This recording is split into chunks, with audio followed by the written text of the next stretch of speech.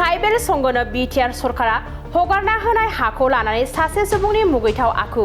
नंगौ, कक्राझाराव tribal संगनो BTR सरकारा हगारना होनाय हाखौ लानानै सासे सुबुंनि मुगैथाव आखु। कक्राझाराव गंसे ट्राइबेल रेस्ट हाउस लुनो जायगा नांगौ होननानै कक्राझार जिल्ला ट्राइबेल संघआ बिटिआर खुंथायखौ खावलायदोंमोन। खावलायनाय बायदियै कक्राझारनि फाथरघाटआव थानाय इन्डियान आर्मिनि गोजाम खेबनि 5 बिघा हाखौ हगारनानै होदोंमोन बिटिआर सरकारा। थांनाय 2022 मायथाइनि आगस्त दानाव कक्राझार जिल्ला ट्राइबेल संघ आरो ब्रह्म धोरोम आफादनो राननानै हगारनानै होयो बिटिआर खुंथाया। नाथाय ट्राइबेल संघनो हगारना होनाय बे हाखौ गावनिसो होननानै दाबि खालामदों सासे सुबुङा। फाथरघाटनि थागिबि चन्दन पाल मुंनि सासे सुबुङा ट्राइबेल रेस्ट हाउसनि मुङै हगारना होनाय हाखौ गावनि होननानै दाबि दैखांदोंमोन। मख'नो गोनांदि चन्दन पालआ दा ट्राइबेल रेस्ट हाउसनि मुङै थानाय गोजाम बिल्डिंनि ग्रिल, खिरखि, दरजा, थिं, बाउन्डारि वालनि ग्रिल बायदि मुवाफोरखौ सिखाव लगायनानै सानफा एफा खावनानै लांनाय जाथाया सोराङाव फैदों। जाथायखौ मिथिनानै कक्राझार जिल्ला ट्राइबेल संघनि दैदेनगिरिफ्रा सं दाननायनि उनाव चन्दन पालनि न'निफ्राय गोमानाय मुवाफोरखौ बोखांनो हायो आरो पुलिसनि आखायाव गथायनायजों लोगोसे चन्दन पालनि हेंथायै कक्राझार पुलिस थानायाव गसर थिसनो। बे समाव आबुं बाथ्राखौ खौरांगिरिफोरनि सिगाङाव बुंथिदों कक्राझार जिल्ला ट्राइबेल संघनि दैदेनगिरिफोरा। दिनै बे समाव नोंथांमोन मिडियानिसिम कक्राझार जिल्ला ट्राइबेल संघनि जानानै हामलायथि हरग्रोबाय।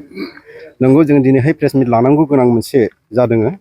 जोङो दाखालि थांनाय 5 तारिख मे खालि जोङो थानायाव मोनसे एजाहार होनाय जादोंमोन। मानोना जोंहा नैबे फाथरघाट हालामाव थानाय जे आगोलावहाय जोङो मिथिनायाव माने वाटार रिसर्सनि हामोन। बे वाटार रिसर्सनि हाखौ जोङो माने कक्राझार डिस्ट्रिक्ट ट्राइबेल संघआ माने थाबायनानै गभर्नमेन्टनिफ्राय जोङो बे जिनिसखौ एलटमेन्ट मोननाय जादों। मानोना गभर्नमेन्टआ बेखौ गावसिनि खास हा होननानै बुंनायलाय जोङो 666 नाम्बार 666 बे 666 नाम्बार बे दाग नाम्बार बे हाखौ जोंनो कक्राझार जिल्ला ट्राइबेल संघनि आखायाव बा बेखौ जोङो थांनाय 13 तारिख नभेम्बराव जोंनो बेखौ मोनसे पजिसन सार्टिफिकेट होबाय। दा बेखौ लानानै जोङो सेन्ट्रेलनिफ्राय मोनसे जोंहा स्किम मोननाय जादों। कक्राझार जिल्ला ट्राइबेल संघआव मोनसे ट्राइबेल रेस्ट हाउस नांगौ बा ट्राइबेल रेस्ट हाउसनि थाखाय जोंहा बेहाय मोनसे जोङो ग्रेन्ट मोननायलाय बे जिनिसखौ जोङो दिनैहाय बेहाय कन्स्ट्राक्सन हिसाबै लाबोनो हादों। दा बे एलटमेन्ट मोननायजों लोगोसे जों बे कन्स्ट्राक्सन खामानिखौ जों दिनै आरम्भ खालामबाय थादों। नाथाय जोङो दुखुनांथाव बेनो जे जोङो सिगां एलटमेन्ट मोननायनि सिगां जोङो बे जिनिसखौ सार्भे खालामफैनायाव जोङो नैबे बाउन्डारि वाल आरो नैबे दा जिथु जोंनि उनावहाय दङ बे बिल्डिङावबो माने बे सिरियाव गासैबो मोनसे लहानि समायना मोनसे ग्रिल दंजोबोमोन। आरो बिदिनो जोंनि एसे हरैहाय खोलाजों थानाय माखासे आसाम टाइपनि न' दङ, बेहायबो माखासे माबा दङमोन, थिं पाट दङ आरो माखासे चौकाट खोरखि गासैबो मोजाङै दंजोबोमोन। नाथाय जोङो एलटमेन्ट मोननायनि उनावहाय जोङो नुबाय लासै लासै माखासे जिनिसा सानफा एफा गोमालांनो हमदोंसै। दा ओजोंहाय दङ गेटनि ग्रिल आरो वालनि ग्रिल आरो नैबेहाय मोनसे न'सा फिसानि माबा दंमोन, थिं दंमोन, बेबो गैलिया। दा बे ग्रिलाबो ओजोंहाय सिरिनि ग्रिलाबो गैलिया। बेहाय जों खालि सिबनानै थाफैनांगौल' जोंहा बेबायदि अबस्थामोन बे न'आ। नाथाय दिनै जोङो नुनो मोनबाय बे कयेकथा दिनावनो सानफा एफा बिदिनो गोमानानै दिनैहाय बियो गैया जालांनो नागिरदों। दा ओंखायनो जों बे दुखु मोननानै जोङो थांनाय 5 तारिख मेआव जोङो थानासिम जों मोनसे एजार होदों। एजार होनायाव थानानिफ्राय जोंखौ माखासे रेसपन्स गैयि मोनसे खोथा बुंदोंमोन, जिहेथु जों बे मालखौ बहा नागिरनो हागोन, जोंथ' सम्भब नङा। तखन जोङो बुंदोंमोन दा नोंथांमोना प्रसासन हिसाबै जिनिसा सम्भब नंगौ नङा, जोंनि जिनिसा गोमाबायब्ला जों नोंथांमोननोथ' बे एजाहारखौ होखागोन। बिनि गुनैनो जोङो नोंथांमोनखौ जोङो मोनसे दाबि खालामो, नोंथांमोना खुनुरुखुमबो प्लेटनिं खालामनानै बा माबा मोनसे खालामनानै बे जिनिसखौ दिहुन। थ' बे जोंबो बेनि उनावहाय सेस्था खालामनाय जों बे जिनिसखौ मोनसे आइडिया खालामबाय। जिनिसा जोङो मोनसे लामाजोंहाय जोंनि एसे बे दानि कन्स्ट्राक्सन जाबाय थानायनि सानजाजों बे वाल दङ, वाल बारैनो मोनसे हा खालि दङ, जायखौ जोङो मिथिनो हादों बे हाया चन्दन पालनि हा होननानै। बे वाल बारनानै मोननाय बे चन्दन पालनि हा, बिनि साइडआवनो बे वालजों मोनसे दाग नुदों। माखासे बे दागखौ जोङो आन्दाज खालामनो हादों, माखासे ग्रिलफोरखौ बेजोंनो थिखोना लांदों बा माबा मोनसे माखासे बिनि मालफोरखौ बिदिनो थिखोना लांनाय मोनसे दागखौ नुनायलाय जों बिनि माबायाव जों एसे खेल खालामना मोननो हाबाय। दा बिनाव माखासे माला दङमोन। दा बेखौनो जोङो फट' आरि खेबनानै जोङो बिनि उनावहाय जोङो 9 तारिखआव जोङो एसपिनाव माने थानायाव थांफिननानै लोगोसे एसपिनाव कपि होबाय, जों एजाहार होफिनबाय जे जिनिसखौ जों मोननो हाबाय। दा बिदि मोननो हाबाय होननानै बिनि अखानायैनो बिथाङा थानानिफ्राय जोंनाव मोनसे माबा फैबाय, कल फैबाय, जिहेथु जोङो मालनि जायगायाव सफैबाय, नोंथांमोना फैदो।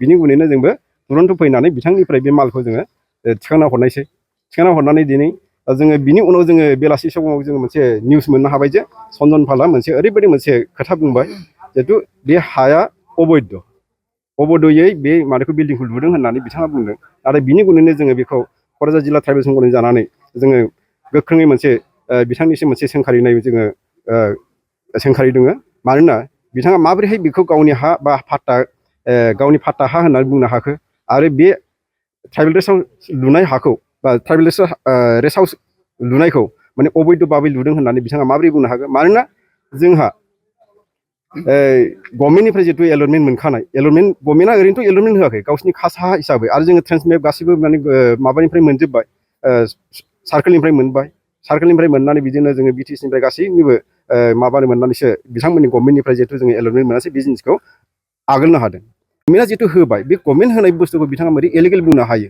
बेथ' खुब दुखुनांथाव दा ओंखायनो बिथांनिसिम जोङो गोख्रोङै बुंनो थाङो बिथाङा बेहाय खुनु बदायबो मानो हाया दा बिथाङा बेनो जोङो मोनसे प्रमानखौ मोननो हायो बिथाङा गुबैयै दायनिगिरिया बिथाङानो गुबैयै सिखावनि मोनसे षड़यन्त्र खालामग्रा बिथाङानो बै सिखाव पार्टि बा माने मानसि फाथायनानै माखासे जिनिसखौ जोंनि बे माल मुवाफोरखौ लांनानै बेखौ दंस' खालामनाय मोनसे षड़यन्त्र खालामदों ओंखायनो खावलायनाय जायो माने प्रसासनसिमबो बा गभर्नमेन्टनिसिमबो जाहाथे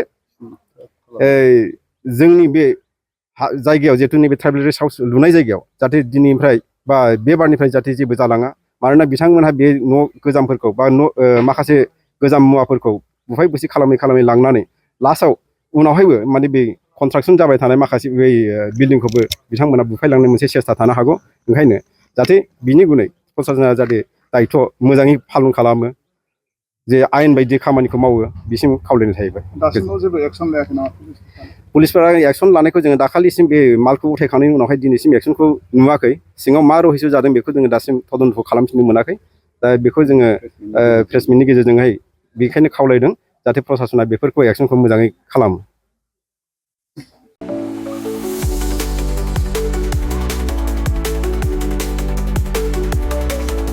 क'क्राझारनि CITआव मुं थिसन्नो गोसो जानाय फरायसाफोरनि थाखाय मोनसे गोजोनथाव रादाब सेन्ट्रेल इन्स्टिटिउट अफ टेक्न'लजि क'क्राझारआ 2025-2026 सोलोंथाइ बोसोरनि थाखाय मुं थिसन्नायनि एन्ट्रेन्स एग्जाम खुंनो थांगासिनो दङ।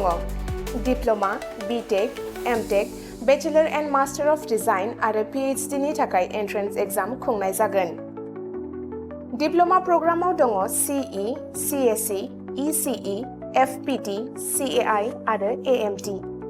BTech प्रग्रामाव दङ CE, CSE, ECE, FET आरो IE। MTech प्रग्रामाव दङ WRH, CSC, FET आरो GET। बेचेलर अफ डिजाइन आरो मास्टार अफ डिजाइनआव दङ MCD आरो PhD नि थाखाय CE, CSE, ECE, FET, IE, ME, physics, mathematics, chemistry आरो HSS। बे समाव अनलाइन आर'जलाइ लानाया सोलिगासिनो दङ आरो बियो फैगौ 31 मेसिम थागोन। डिप्ल'मा, BTech आरो MTech नि एन्ट्रेन्स एग्जामखौ फैगौ 8 जुनाव खुंनाय जागोन आरो PhD नि एन्ट्रेन्स एग्जामखौ 15 जुनाव खुंनाय जागोन। आबुङै मिथिनो थाखाय एडमिशन सेल CIT क'क्राझारनि मबाइल नम्बर 9365031406 आव सुलाद लानो हागोन एबा query2025@cit.ac.in आव इमेल खालामहरनो हागोन। बेनि अनगायै cit.ac.in एबा admission.cit.ac.in बे मोननै वेबसाइटआव हाबनानै नायनो हागोन।